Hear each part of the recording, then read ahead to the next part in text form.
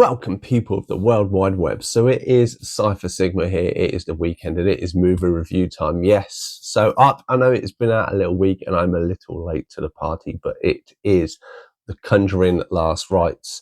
So I've only recently, probably like 6 months to 6-9 months, kind of come across this. I have the first Conjuring, I've seen it. I did enjoy it. I have the Nun 1 and 2. They were right. Haven't seen Annabelle, haven't seen Conjuring 2, haven't seen Conjuring 3, haven't seen a few, whatever. I think there's 8 or 9. This 8 or 9 now. So I went into this film a bit unknowing what's kind of going on, just understanding it. I've seen the first one, I've seen the Nuns, and yeah, this is potentially the last one of what they have of this franchise. Maybe it's a story, who knows. So what essentially the story is, it is based around the main characters. So Patrick Wilson as Ed Warren and Vera Farmiga, if I pronounce the name right, as Lorraine Lauren. Obviously, these are the two loosely based off real people, as far as I'm aware. You have their daughter, played by Mia Tomlinson. She's been recast by someone because she's playing an older version. You have a love interest, Ben Hardy, who plays Tony. Then you have Steve Coulter as father. I can't even read mine right now, as basically his father character, who's pivotal for the other. And then you have the Smurl family in Pittsford, basically, that the whole thing's situated about. And essentially it's about this connection of young lady kind of encounter a mirror, and then this mirror makes its way into the Smurl family, starts possessing them. And then one thing, basically, the Warrens go to kind of exorcise it with the help of their daughter. In a nutshell, there is a few little bits along the credits at the very end. So it's worthwhile sticking around. And at the very end, there is a little scene which basically has a picture of the real Ed Warren, and obviously has what their mirror actually looked like. It doesn't relate to exactly, it doesn't transfer to film. But anyway, let's get the spoiler warning up and we shall get into this movie. So yes, this movie starts I think in the 60s. You have Ed and Lorraine Lauren. They're visiting with this, I want to say, librarian. It was quite late when I watched it. And essentially she has this mirror that's possessed, and Lorraine goes in there. She's very heavily pregnant. When she touches the mirror, there's a crack. You kind of get these flashes of images, and then the baby starts to come. This is when Ed grabs her, puts her in a car, rushes to hospital. The baby is then born, but she's unfortunately born stillborn. She's given to the mum. The mum kind of wishes and wishes and wishes, and she's like praying to God, and then the baby comes alive after being technically dead for a minute. Then you kind of get to see a few clips of the kids growing up, and Judy, the little girl, and you notice that she obviously has the same sort of powers as her mum. And her mum's taught her this rhyme to basically kind of hide that.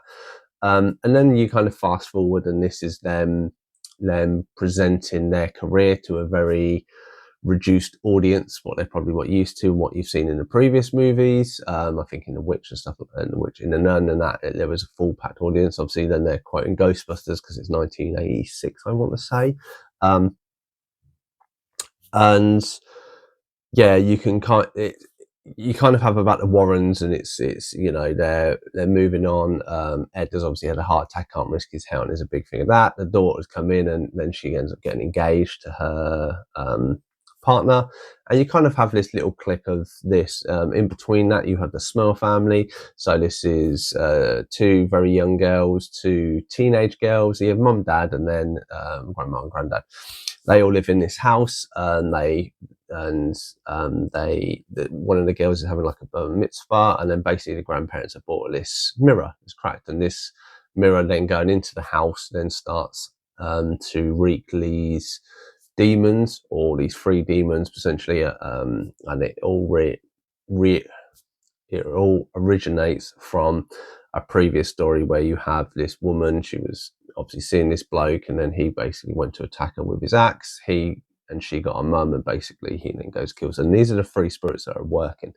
So this is all going on, but obviously the Warrens have retired, and obviously because of Ed's heart, they don't want to do anything.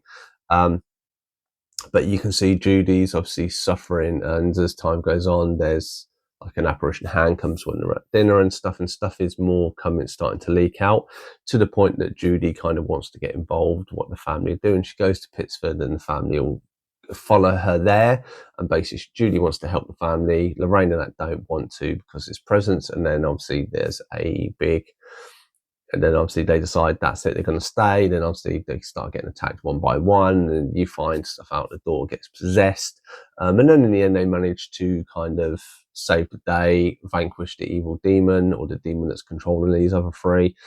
And then you kind of have Lorraine and that afterwards as the kids get married, and she says, like, I have all these visions and these images of us in later life and kids and grandkids and stuff like this. Happy days.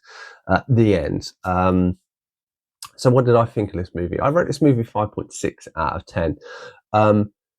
It's an all right movie. I think it definitely felt like it was missing parts. Like when it starts really on is great. The actor who they've got to play young Ed Warren is couldn't have chosen a perfect looking. Actually, I quite like the two of them as young. Obviously, this may be an avenue where they go with a prequel series, or it might be the kids. It might be Judy and Tony that we'd see.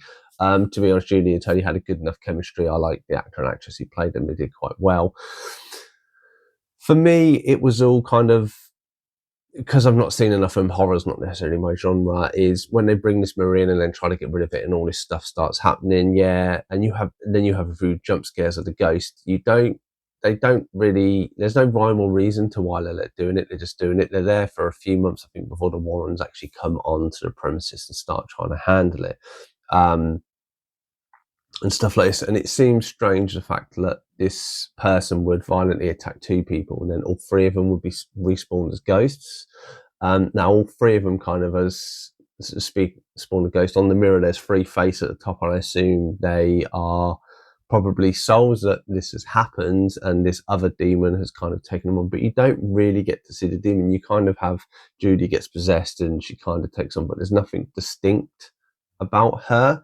When she changes to kind of spread them apart, and obviously the people, the three ghosts, there's a mother and a grandmother there, and to be honest I couldn't tell the difference between the two of them when they were kind of appearing, because they both kind of look ish the same. It's only the axe guy who I thought was really, really good, and there's a scene like very early on when she goes down to the basement and sees it turns on and there's a John Wayne poster.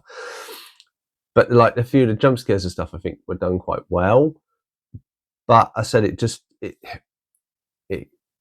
because they didn't kind of clarify what the kind of creature is in its possession, and maybe it's just me. It just struggled to relate a little bit. I say the acting was really good, and I really enjoyed that. And it's funny because I'm not too big into horror and stuff like this. It's funny all the way through. I'm sitting there and I see Patrick Wilson's there. I'm like,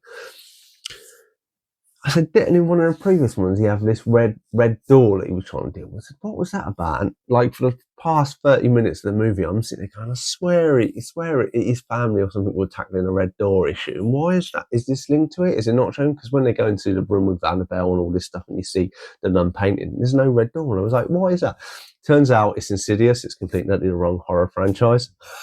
Maybe that distracted me, or how much these they can all merge into one, because I think some of the people from the Red Door, the demons, looks very similar to this. But I don't know, for me sometimes it'd be there to actually have to name sort of beasts, and a beast or a demon that's controlling these have a specific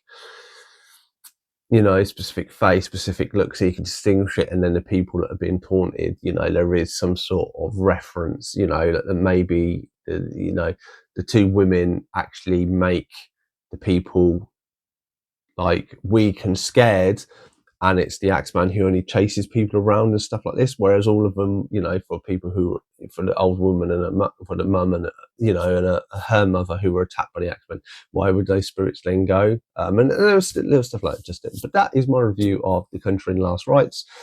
Definitely made loads and loads of money. Won't be the last we see of this series.